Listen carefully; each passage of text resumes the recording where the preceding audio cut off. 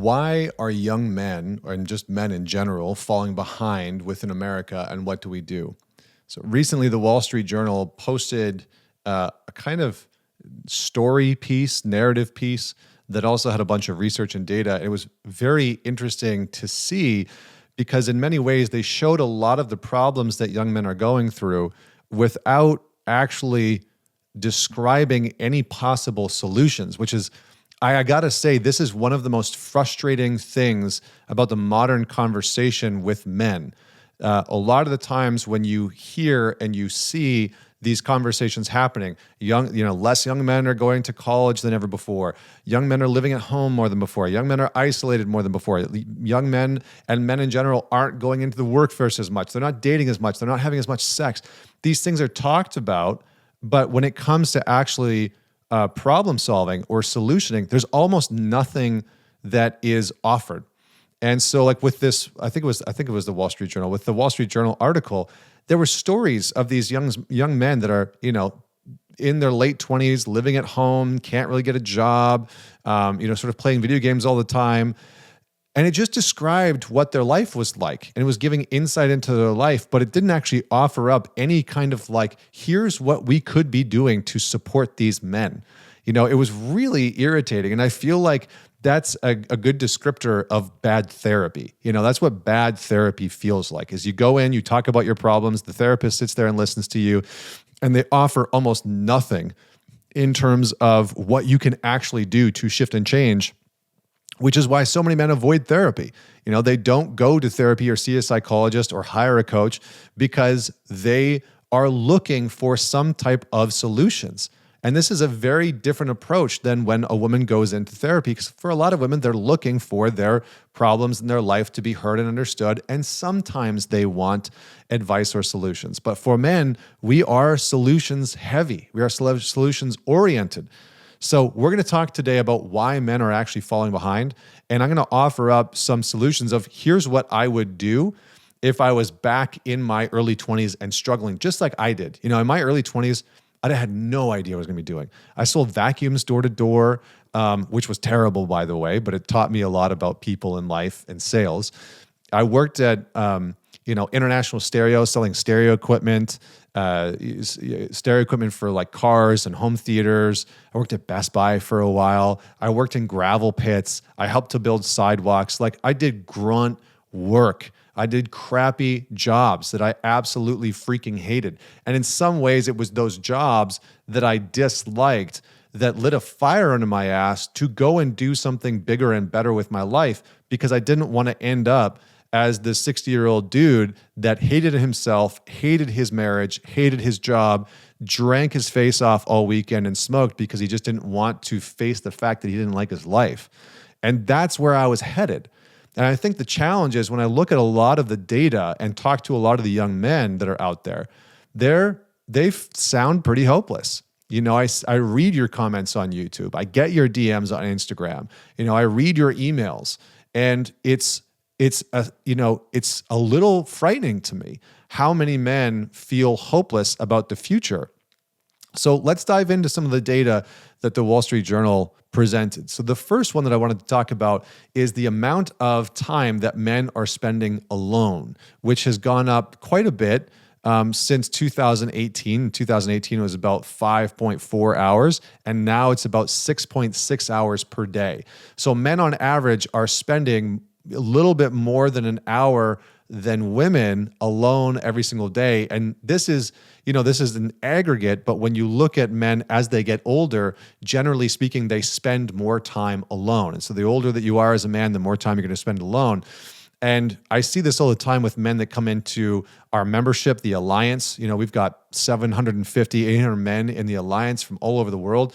And a lot of these guys go through divorce, their marriage is on the rocks, and those things are happening because they don't have other good men in their life. They have been isolated from other good men in friendships. Now, the other thing that was interesting that they shared was that the age of 25 to 34, the percentage of men living at home between 25 and 34 has spiked since the 1960s from about 10% to almost 20%. So we have nearly doubled in the percentage of men that are living at home. Now, this isn't inherently a bad thing. I personally moved out when I was 18. I got the hell out of my house for many reasons. It wasn't a great environment for me to be in. There was a lot of conflict between myself and my stepdad, and I did everything in my power to move out of the house because I knew it wasn't a good environment for me to be in. Now, that might not be the case for you, right? You might be a 25-year-old man or a 28-year-old man watching this, and you're like, you know what? I've tried to make it out on my own, and I'm having trouble right now, and I moved back into my house. And it's great that you might have that option and that opportunity to do that. Some men do not, but it's great if you have that opportunity to do that. But for some men, they've never been really kicked out of the nest. And they've been grown up and raised in a kind of helicopter parent lifestyle, what I call pillow parenting, where a parent is constantly throwing a pillow underneath that boy and underneath that man to make sure he doesn't fall square on his face. But we need that, right? We as men need to fall down sometimes. Yes, we need help getting up sometimes, but we actually need to take risk. We need to be incentivized and sometimes encouraged to do things that cause us to meet our edge. And that is what a lot of young men have been lacking.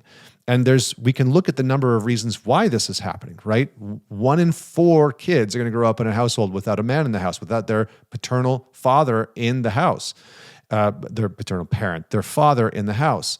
And so if you're a young boy who's being raised predominantly by your mother, and she's not encouraging you to take risk, she's actively discouraging you from doing anything that might cause you to get physically hurt, that might cause you to get picked on, that might cause you to be shunned in your social circles. You might never do what it takes in order to develop a really deep sense of individuality and understand who you are, because you've never taken the small, medium, and large risks to figure that out. So that's a big one, right? A lot of young men are staying at home, and for women, it's much less. 12.3% of women are living at home between the ages of 25 and 34. And not only that, we've reached the threshold where more young women are purchasing houses than young men. So that has begun to shift as well.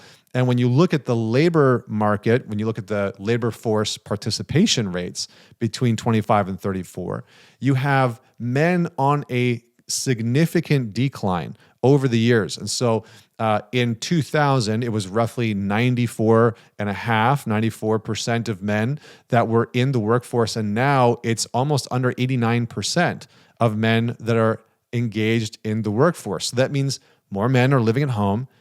More men are unemployed, and more men are spending time by themselves. Now, this isn't to demonize or shame young men, right? I really hope that if you're listening to this, you're not getting like, oh, I'm such a piece of garbage, this is my fault, and it's just another video telling me that I'm a young man. No, I really feel for you, because I was that young man that didn't like myself. I hated myself. I didn't know what to do. I didn't know where to go. I didn't know the path I wanted to walk. I didn't know, what was even possible for me. I was a guy that failed, grade 12 biology and English and had to go back and do both. I didn't get to graduate with my class. I academically was not good in school, mostly because I was sneaking out and going to my girlfriend's house all the damn time in high school, and was like sleeping during class and skipping out during class. And I just didn't care.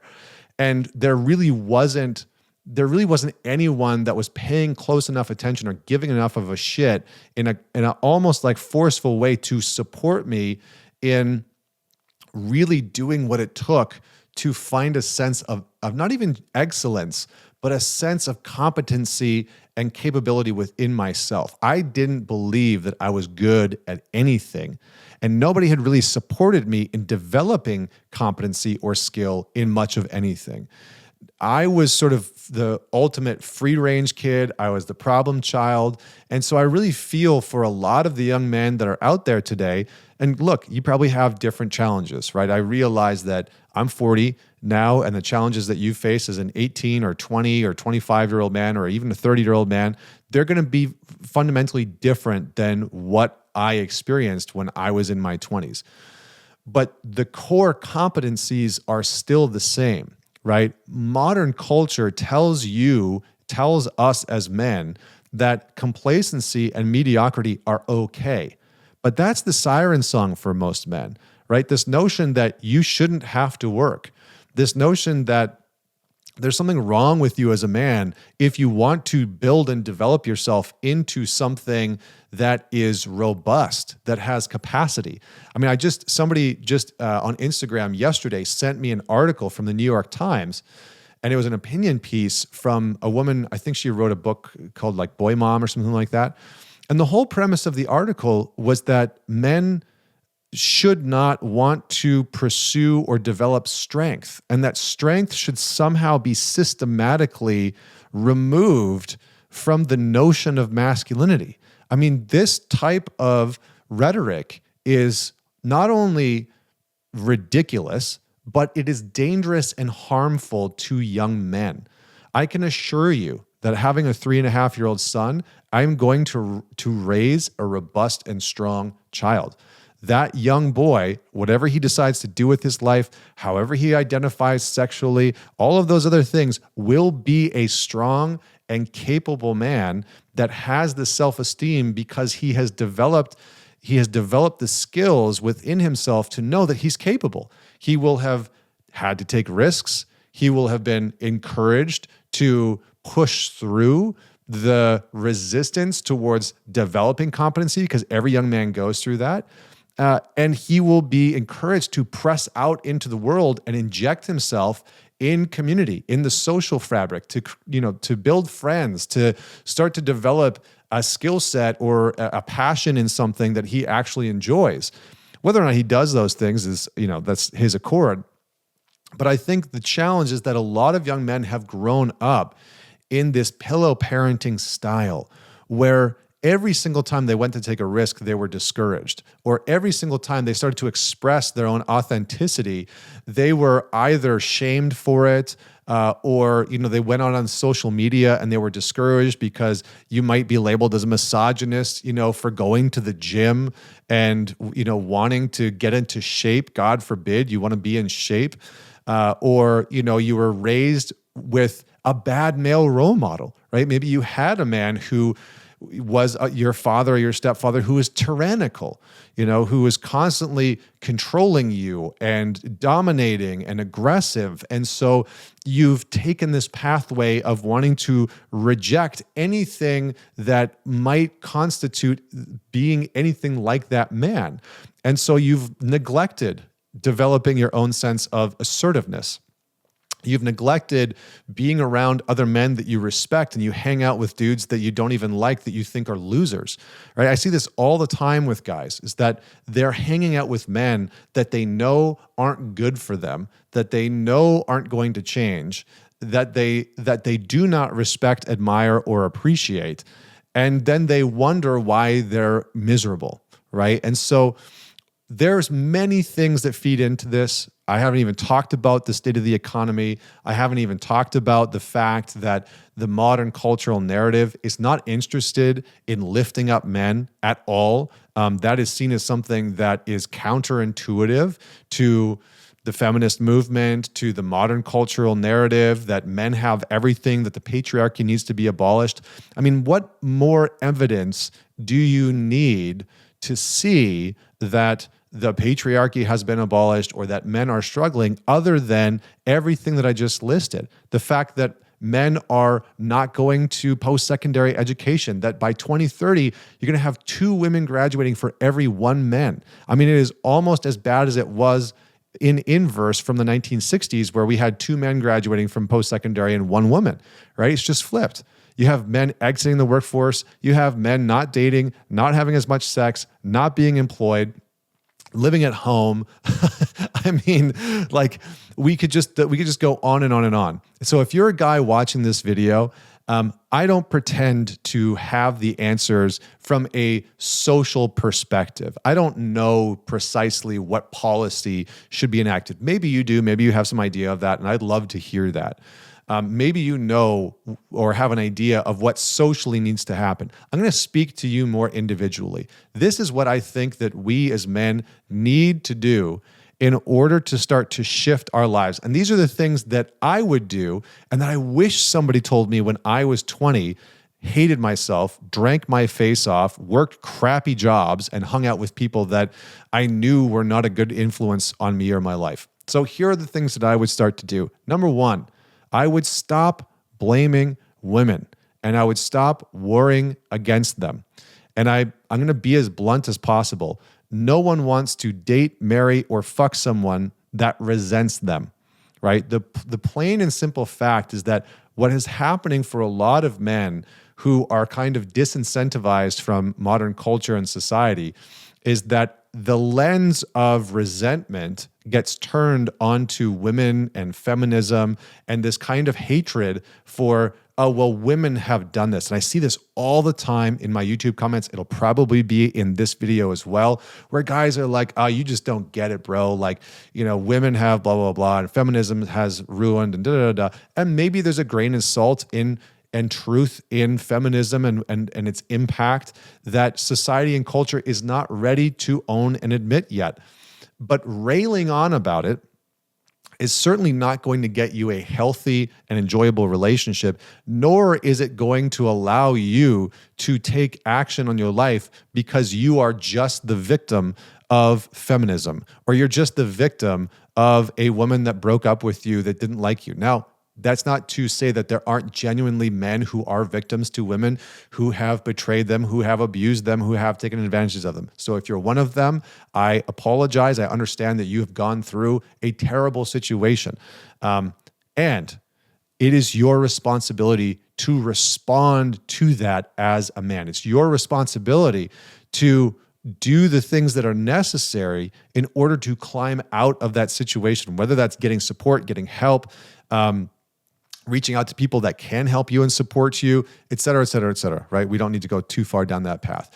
But warring against women, trying to get them to see the truth about the flaws in modern feminism, this is an absolute waste of time. And I see so many men wasting their lives away trying to convince women into something that they don't want to see or hear.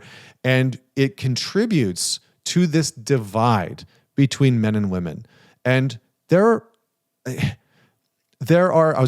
people that benefit from men and women being divided, which, maybe that's true. But I think at the end of the day, we as a species lose when both parties are warring against each other. So stop blaming women, stop warring against them, address your resentment towards either the collective group of women or the women or the one woman who maybe hurt you, who maybe betrayed you, who maybe, really scarred you. Like I remember in high school, I was dating this woman and I was devastated after we broke up. She cheated.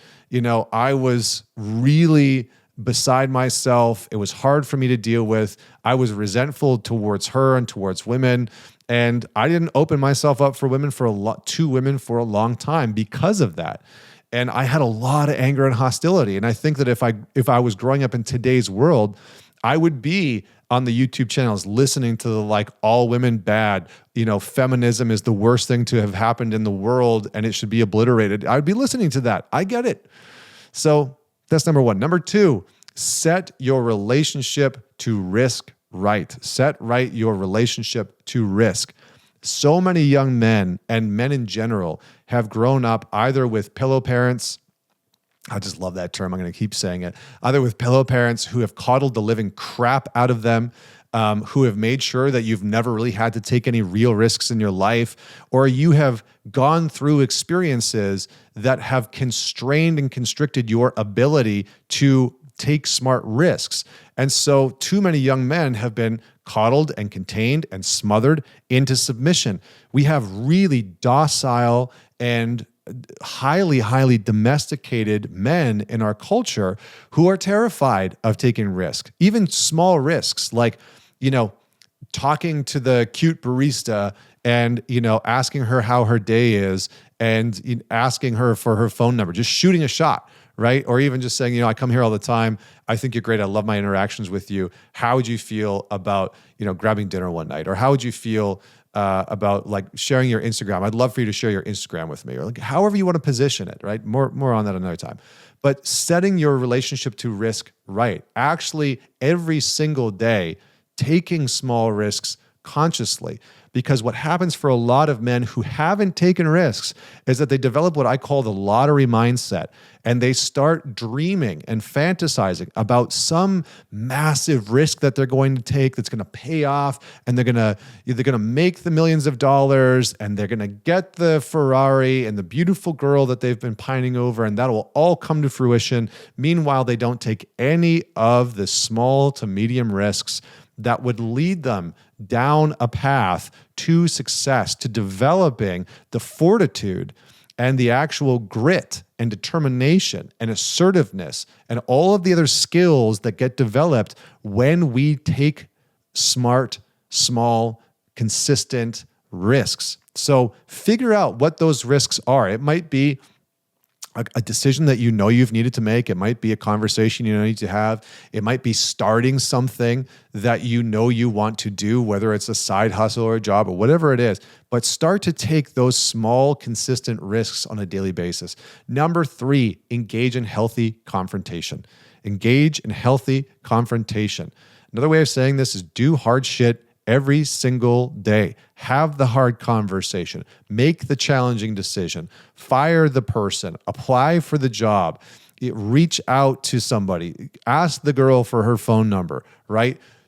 Do the hard things. Engage in healthy confrontation. This doesn't mean getting annihilated at the bar and picking a bar fight with the bouncer. That's dumb. Right? That's just stupid confrontation.